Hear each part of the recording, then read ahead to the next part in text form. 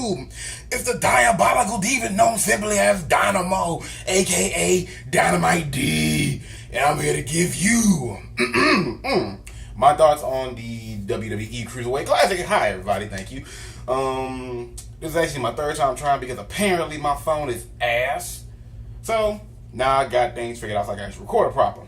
So first off, I'm gonna give you my thoughts on the match. I'm gonna give you my thoughts on performances and what I think about the wrestlers in general, and including how I believe they, and even little side notes of how they would do in the WWE or how they would be better pushed. I would love it if this tournament was a sign of, and if everybody involved in the tournament basically were coming back to WWE or back in some cases, and basically revitalizing the cruiserweight division, which is basically like one of the WWE's biggest mistakes. First of all, how are you gonna get rid of a division that gave us classic matches, classic rivalries? I mean, just like you can't just get rid of a whole class of wrestlers and expect them to be the same. I mean, yes, I enjoy the powerhouses, the heavy strikers. Yeah, they're fine and dandy, but you know what I need occasionally? I need my cruiserweights. I need the high flyers. Not talking down on guys like Neville or Evan Bourne, but I don't know. It's just the fast-paced and high maneuverability of some of these cruiserweights that I just miss. You know what I mean? And the Cruiserweight Classic would be great if at the end of the whole thing, all these guys would be recruited to the WWE. It would be a godsend. We need to bring that division back. Oh, and another thought that I'm gonna mention now, but I will definitely take over it into another video. WWE, you sons of bitches. Look, now then, here are things that I think I need to do, especially going to this damn brand split. 1, you bring back the cruiserweights. 2, bring back the women's tag team title. It's like every other week or every week almost, we have a women's tag match or 3-way tag. Fuck that shit. Give them their own tag team title. Let them have that. They deserve it.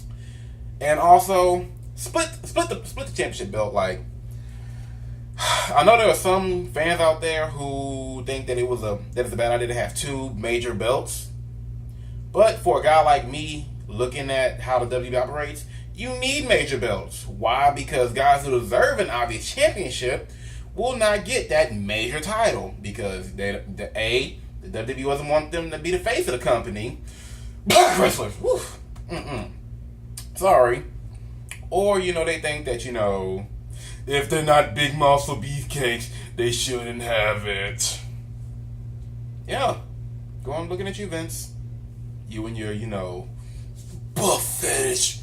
But going back to that, like it would just be a godsend for Stone Cold Steve Austin. Just done all the McMahon. Well, not Shane. Shane's cool. Shane will probably bring it back. But the rest of the McMahons, okay, maybe not Linda. Okay, look, Vince and Stephanie. All right, I'm gonna be honest. That's who we all want to Stunner, Vince and Stephanie, and to bringing back them titles. And you know what else? Let's go ahead and put it up a notch further. Why don't you go to Triple H and Stephanie's house while he's in his hot tub, recovering, drinking on the Mai Tai? You go over there, you just stunner the shit out of his ass until these things happen. Yeah, those are my demands. That's what I want. Come fight me. Most of y'all won't do it. So let's get back to this video because I'm gonna go into that shit a whole nother video away. But I mentioned this in my last video. I don't appreciate the way they tried, how they did the promo for this video, because again, y'all fuckers cut it for no reason. Y'all let the roster drop greatly. Y'all released so much talent. Y'all let a whole bunch more talent get injured looking at yourself. And you just not doing it for me. So, I will get into my rant about the faults with the WWE later. Let's go ahead and get into these notes so I can talk about these wrestlers, the matches, and so on and so forth. So, starting off, the first match, we had... Goddamn. Too much soda. Grand Metalik versus Alejandro Saez. Now, looking at it, I actually was slightly impressed with the fact that Alejandro Saez started up professional wrestling in Chile. Good for it. It's good to get it around the world. Gives a chance for guys like me who have slight dreams if I can go ahead and get rid of this belly of, maybe doing some minor indie wrestling, not the big promo shit, maybe just some minor shit on the weekends. Hey man, guys got dreams, but so I like that about him. But going into the match, he's an obvious heel. Like his strikes were okay. While I see him as having power, I don't see him being a powerhouse cruiserweight. So he's all right. I wasn't expecting much from him. His reactions were very exhausting and maybe a little too outplayed. I think giving him a little bit more time in the ring, he'll probably do better. But I will give him props on, again, those strikes, and that shooting star press off the mat was nice. Very nice. But I predicted early on that he was going to lose, and it's what happened. And, you got to look at these factors such as he's going up against a more experienced wrestler who's trained formally, and I understand that he's traveled around and he's gone to different places. That's nice and all, but I still don't see you having a chance against Grand Metalik. And as far as Grand Metalik, oh my God, I believe he should definitely be in the WWE. He is a very on my end as an American and not really getting the chance to watch too much Lucha Libre wrestlers, because I'm pretty sure there's far more and that's far better out there. But Metalik, I like him. The way he maneuvers is very unique. I love his top rope action and what was most impressive to me was the strength. Because I'm looking at him, I'm thinking he's more speed and high flying. He had some pretty impressive strength when you compare him right next to Size. Size had obvious size advantage and was clearly the stronger of the two, but I wasn't expecting him to be as strong as he was when he pulled off the fireman's carry into the fisherman's driver. That shit had me fucking lit when it happened. I was like, fuck you! So, he would definitely be a great addition. Like, he would totally be a fan favorite. You don't even have to, don't team him with the Lucha Dragons or nothing. Leave him solo. I'm pretty sure he would have some classic matches coming in. And my final thoughts on that match was, it was an alright match with very massive moments. So, good moments, but it was an alright match. So, going into match 2, we had Ho-Ho Loon versus Arya Daivari. Notes. Arya Daivari was the brother of Daivari, so I'm like, so he can totally come into the WWE with that, lineage or legacy route, basically, you know what I mean. He comes in, he explains who his brother was and how he was a great wrestler and he wants to be a great wrestler like him. Totally do it. Plus, he's basically set up for the heel. Like, he is a definite heel and everything. Like, I just liked him. We got Ho-Ho Loon, who once again, shout out, giving him props because he started up the Hong Kong Wrestling Federation. Good shit. Thumbs up. Love creators. And, looking at him, he's got a nice little buzz, a good swell, and he's obviously a face. Major baby face. And, he's got buzz. And going into the match, he was the obvious fave going up against the obvious heel, so I'm pretty sure. So that was a smart matchup. Although I think it would have been better to have him going up against maybe like Size. I think that match with him and Size would have been a bit of a better match. But he had obvious favors, and the advantage I would give him would have been his speed and striking. But I gotta be honest, Daivari killed that match. Like, he's a heel. He's high flyer with good technique. His technique was great with amazing shows of power, and he was a major aggressor. I feel as though Daivari should have won that match. He just overperformed. A good bit to note, like going into he's a powerhouse. He is a fucking powerhouse. Looking at him, his build, he's a powerhouse. But he has high fly skills like that, like the 360 kick. Oh my God, that was the most beautiful 360 kick I've seen in a minute. That shit was nice. And the match ended up being good, but again, Daivari should have fucking won. Now then, I can't deny Ho-Ho Yu. Ho-Ho Yu, I think he needs a little bit of work as far as, his presentation and showmanship. Only because he smiled a bit too much, and I feel like, he was a little bit slower than I expected. He's quick. Like one of my biggest things was when he pulled off that middle drop kick. I wish that he actually would have gone into it a little bit quicker. That just the delay time seemed off, but I will give it up to him just because of the simple fact that he's not really amateur, but I don't see him as being on the same caliber as Daivari just from the performance. Like that was they gave him that match. Daivari should have won it. On a plus side, that suplex bridge was fucking nice. That was a nice suplex bridge. Will not take that away from him. And actually, because I forgot to go over my notes. Let's say this is on my, because I don't know if they're coming to the WWE or not, but there's notes to be said about guys that if they did come to the WWE, I already said it. Alejandro is a definite heel technician, but Grand Metalik, he would totally be a good stand-up lucha libre. Definitely great addition. Daivari could make a return of Arabian wrestlers, and I think that we've been lacking on some good Arabian wrestlers for a minute. So I think he would definitely be just good to bring back.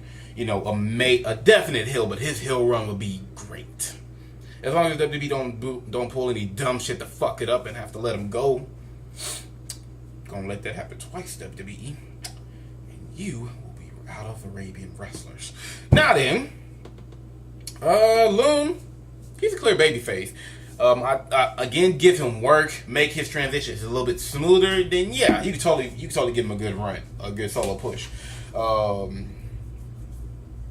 That's that match. Okay, so after that match, things really picked up because match 3 was great. We had Clement Petcher versus Cedric Alexander. Now then, Petcher, another note. One of major inspiration to him was Lance Strong. Lance Strong had a pretty decent run. He's an impressive cruiserweight powerhouse. He is actually what I probably say is a true definition of a cruiserweight powerhouse. And I guess it's more or less going into a light heavyweight type deal. But yeah. I expected enough. He is hella intimidating. Like him coming out, just you feel that he is a force to be reckoned with. Like he intimidated. Like I viewed it as if there was going to be the better match than this match would have been if you would have had Daivari versus Clement Petcher. Oh my god, that shit would have been great. But he went up against Cedric Alexander. Now, looking at his explanation vid and looking at his off the belt flips, which is basically all I got to see of him at first. Clearly, he's fast. He is fast and he is good with the air maneuvers. So, big ups, given that ideal cruiserweight high flyer, and he was a crowd favorite. He was the face of that match. But the first thought after that was, if he comes to the WWE, team him up with Apollo Crews. That would be Apollo Crews, yeah, Apollo Crews. Jesus Christ, I need to start watching. I need to really, really get my shit together. Basically, him and Apollo will be the shit. Like I definitely see them being a great duo. They'll bring a lot of energy, especially with there probably being a breakup with the New Day. You couldn't last forever, guys. I'm sorry. But yeah, them two as a team, I can see them having a good run. Even a solo career would be good, but I think that starting out, he would definitely be a good addition to 14. I even got a setup for that. I'll go ahead and make another video for that as well.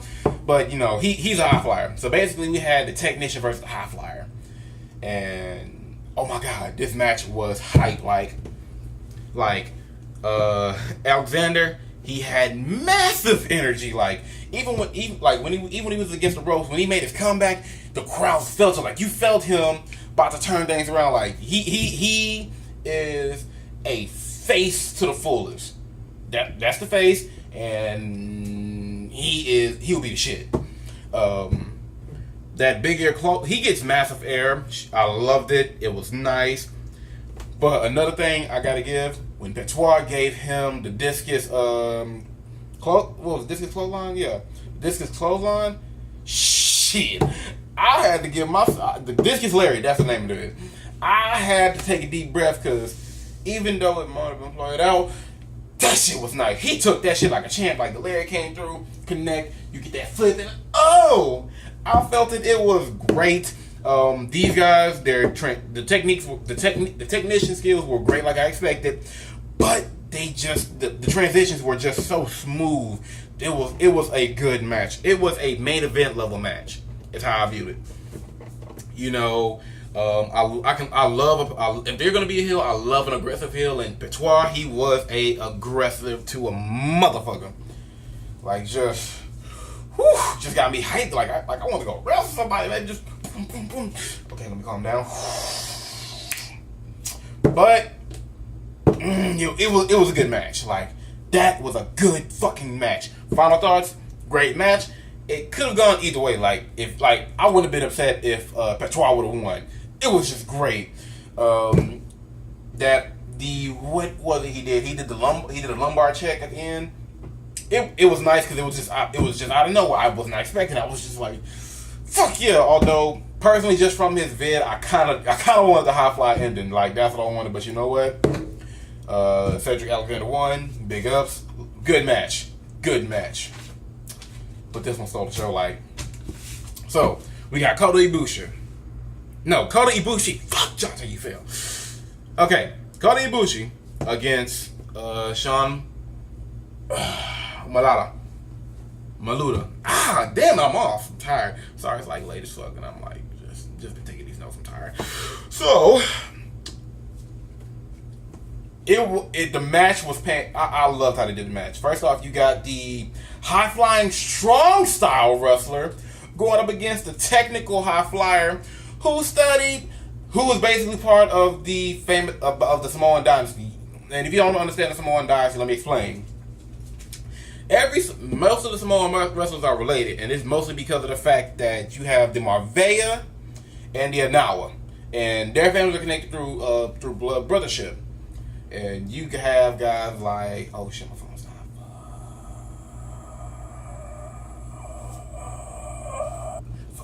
It's all good now. Whew, sorry about that. What was I saying? Oh yeah. You have the Anawi and the Mabe, who are blood brothers. In other words, you got guys like Roman Reigns, Rikishi, the Usos, Rosie. They're all, part of that dynasty, including The Rock and Rocky Johnson. So, first of all, he's already got a good ticket to be in the WWE. So, but I found out he's really fresh, like really green. So I didn't expect him to. I didn't know what to expect. But he surprised the shit out of me, like. But let me go ahead and follow the nose. Oh my god, I'm just getting hyped because that shit was fucking epic. All right, so we had the crowd favorite, Kota Ibushi. He's been around, he's been champion, he's taken on guys like Finn Balor, Shinsuke Nakamura. He is the crowd favorite, and he's actually the tournament favorite. Like he's the one that everybody expects to win. No lie, no doubt. And that first strike, I felt it like I understand, like I'm hearing them all talking about how he's a top striker. He's one of the greatest wrestlers in the world in any class. I'm like, okay, I get it. Let me see what's up. That first strike, I felt it through my bone. I felt it in my gut. I was like, oh, motherfucker. So, Sean, for taking them strikes, you a motherfucking G. But with that said, he came to perform.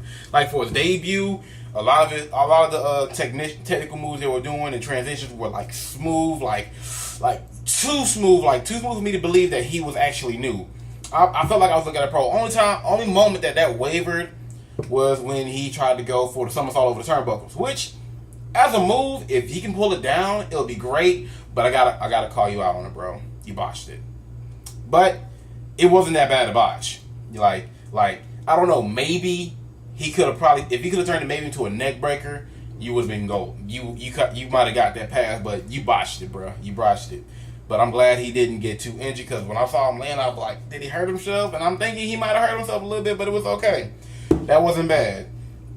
Like I'm saying, maybe work on the top. Let me get on it. What else? The springboard drop kick. It was beautiful. It was nice. Ibushi, that springboard drop kick was the stuff of legend. Like Ibushi basically showed his class. He is an elite wrestler. You cannot question it, especially after this match. Only thing that can be questioned is how inexperienced is how green do you really want to call Sean? Because he performed. He came to get it. Another moment that was iffy to me, but still a great moment, was when he busted the code breaker off the turnbuckle. It was nice. A little slow, but the delay wasn't nowhere near as bad as, let's say, the missile drop kick from Loon. But it was great. And obviously the man's a risk taker. And that's a good thing. If you got more moments of him trying things out and just being on the spot and slightly reckless, he could definitely have a good solo career. But the response to that code break is what I was like. He took it and he just rolled back, spiked in the air, and then came. I was like, you could not have done it better. Great reactions, great. Actually, I'm gonna give it. Whenever Sean was delivering the kicks to Ibushi and then the chest, and he started to hulk up and power up, I was like, yes, Ibushi, yes, you power up. But that third one put him down, so I'm like, no, Ibushi, no. So give me Rage Ibushi. I want him to just be powered up and just come out, just fucking swinging. Speaking of, that motherfucker is fast, goddamn. Once again, not gonna lie, I'm actually pretty new, knowing about New Japan's wrestlers and strong style in general. So please pardon me for not being as knowledgeable. And I told myself that going into this, I don't want to learn anything about these guys outside what I might already know.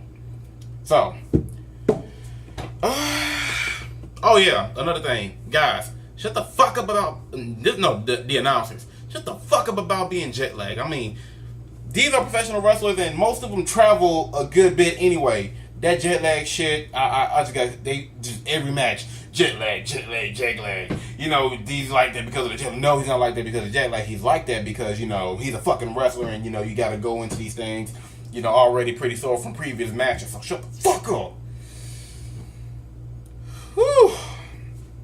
Oh yeah, but that moonsault was the shit. Now that moonsault is basically how basically if you don't have seen Ibushi jump onto the top rope, hit to the side because Malaya was outside the ring, and he did a moonsault off the corner and timed it perfectly. I'm like, this is strong style Jesus right there. Whew. But just the moonsault was just shit, and then the Pele kick going into the moonsault. Oh my fucking god, that was god tier Pele kicking right there. I thought it was over for my boy, but you know what?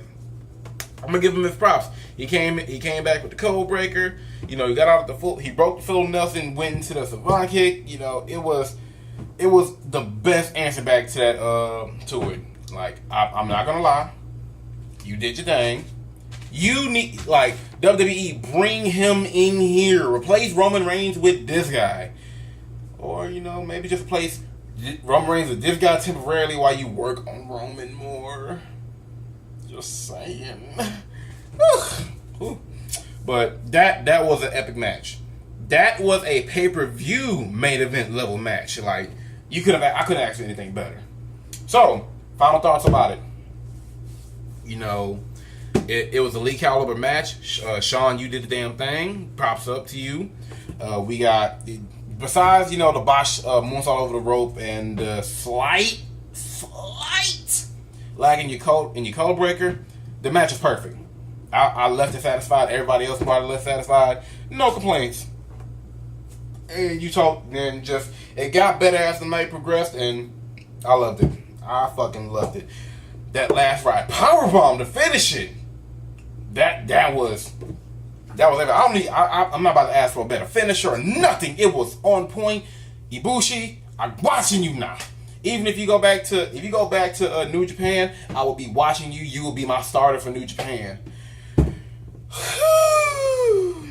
And actually, after that match, we saw what we're looking forward to. Because the first round 2 match that's obviously seen is going to be Alexander versus Ibushi. Early predictions is going to go to Ibushi, but it'll probably be a good match. If anything, I think it's going to be more high flying than what I saw. So I'm actually pretty excited for that. I'm good. So the Cruiserweight Classic started out very strongly, and right now I got to get ready for the next episode of the first round matches. And I didn't know he was coming back. We're gonna see the return of Tajiri. Now then, what should happen? You know, if you bring back Tajiri, you know you gotta call Super Crazy, cause I don't know if you noticed, but them niggas had the most epic cruiserweight rivalry in all of wrestling. It was the greatest, and if we could see it one more time for the 9-9, it would be most appreciated. But so. As I'm prepping, going back in, we got Tajiri versus Damian Slater, and again, besides Tajiri, I don't know shit about these guys. So, Damian and Tajiri. We have T.J. Perkins versus the Mac, who is a black German. Big ups to my brothers in Germany. Hey. You know, we have Mustafa Ali versus Lince Dorado. Pronunciation's gonna fuck me over. And then Akira Tozawa versus Kenneth Johnson. I don't know why, but I feel like Kenneth Johnson ain't gonna make it. I'm sorry. Just looking at the promo vids, the early call I'm gonna say is I'm probably gonna give it to Akira Tozawa. You know, I'm sorry. But before we leave out, the last of my notes on the last wrestlers and how I view them in the WWE or what they would do. First, a better match would have been Daivari versus Pitcher. Daivari versus Pitcher. Basically, you know, looking at it, two obvious powerhouses going at it. Daivari having some high fly techniques. He's a bit quicker, but just Pitcher's technical ability, it would be a great match. And actually, you know, another thing I said, I'm like, if you're going to bring him in, if you don't want to bring him in alone, just bring back Les Legionnaires. Because last time I saw them, they were in TNA. And let's be honest, TNA is a little right now. So, yeah, it'd be a great time to bring them back, you know. Make it a three-man strong team. You know, or actually, another thought was happening was, you know, if they're not going to do that, if they didn't do that, you could totally rebuild the League of Nations. Like you can make it a lot bigger. You can have new guys in, especially with the tournament. The tournament would be a great way to establish a stable because you got those guys, and then I'm pretty sure they need to figure out what the fuck is going to happen with the club.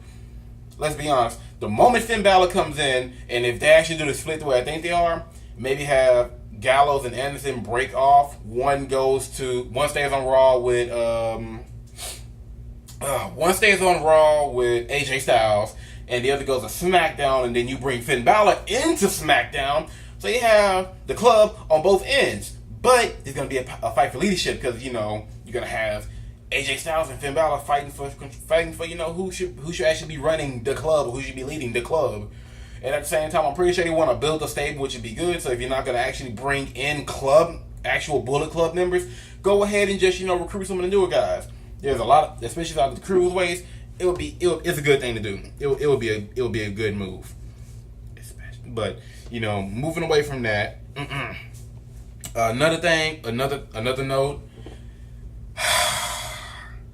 What they should do is bring Strong Style to the main roster, and actually, because I actually believe Strong Style to be far more superior than, you know, our American wrestling because of how it incorporates a lot of their strikes. So, you know, you should start the Strong Style movement. You got Shinsuke on Raw, and you got Ibushi on SmackDown. You know, just dominating, just beating fuckers up left and right with their strong style moves. Hell, if you don't even want to do that, you can have a match between them, build a rivalry for the crown of strong style. Shinsuke's already the king. You got Ibushi, who's like, you know, the hot talent.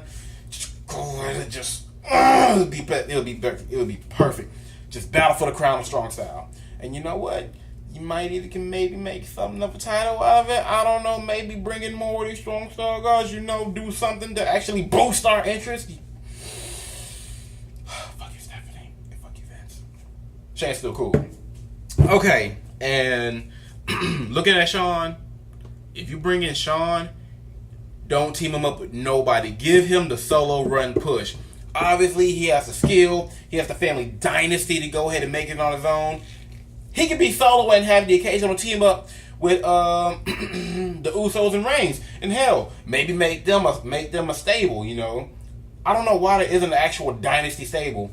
But then, you know, we got to deal with the whole event, didn't want to try and break up the stable. But you can't break up the dynasty stable. It's the fucking dynasty. And, you know, as much as, you know, as big as, you know, Samoan wrestlers are big in wrestling in general, I'm pretty sure it could be on a level far higher than even that of the Bullet Club, who is scattered all over the fucking place at this point. Fuck. But it was a good show. The first part of the tournament, I liked it. I got to get ready for next week. I'm definitely gonna make this a weekly thing, and I'm just gonna put it up all the time. So, it's gonna hurt my throat.